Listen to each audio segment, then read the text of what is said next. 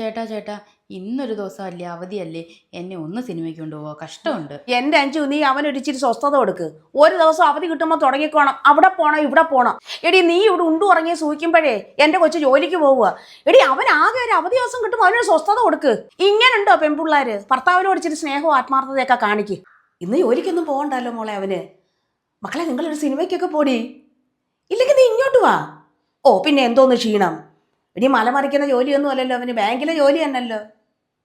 നീ ഒരു പാവം ആയോണ്ട് എങ്ങനെ പെരക്കകത്ത് കയറി കുത്തിയിരിക്കുന്നത്? ആ, ഇന്നവിടെ തക്കാളിക്കറിയായിരുന്നോ? ആ, കൊതിയാവുക അമ്മ ഉണ്ടാക്കുന്ന തക്കാളിക്കറി കഴിക്കാനായിട്ട്. എന്ത് രസമാണ് അമ്മ ഉണ്ടാക്കുന്ന തക്കാളിക്കറി കഴിക്കാൻ. എടി ഇങ്ങനെ 24 മണിക്കൂർ ഫോണും പിടിച്ചോണ്ട് വീട്ടിൽ വിളിച്ചോണ്ടിരിക്കാതെ ഇങ്ങനെ തുണി അവിടെ കിടക്കുന്നു, വേണേ ചെന്ന് അങ്ങോട്ട് എടുക്ക്, എനിക്ക് വയ്ക്കാം. പിന്നെ എടി നിനക്ക് ഇങ്ങനെ കൊതി പറയാനേ നാണമില്ലൂടി. അവരും ഇവിടെ പട്ടിണി കിടക്കുവാന്ന്. ഡീ, ഞാൻ ഇച്ചിരി കൊഞ്ച് കിട്ടിയതേ മാങ്ങ ഇട്ട് വെച്ച്. മാങ്ങ ഇട്ട് വെക്കുന്ന കൊഞ്ച് എനിക്ക് ഇഷ്ടമാണല്ലോ, അതുകൊണ്ടാണ് നിന്നെ ഞാൻ വിളിച്ചത്. മോൾ ഇങ്ങോട്ടൊന്ന് വാ. അതെന്താ നിനക്ക് വരാൻ പറ്റാത്തത്? ഓ, നിന്റെ താടക അമ്മായിയമ്മ സമ്മതിക്കത്തില്ല അല്ലയോ? ഓ, പോകാൻ പറയാം അവരോട്.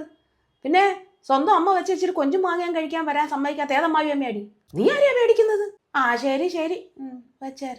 ആ എടാ ഗിരി, ഇതേ ഇച്ചിരി കൊഞ്ചും മാങ്ങായുക നിന്റെ പെങ്ങ കൊണ്ടുകൊടു. ആ വേണ്ട വേണ്ട.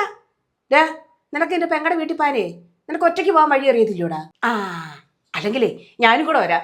2 ദിവസമായി എൻ്റെ മോളെ ഒന്ന് കണ്ടിട്ട്.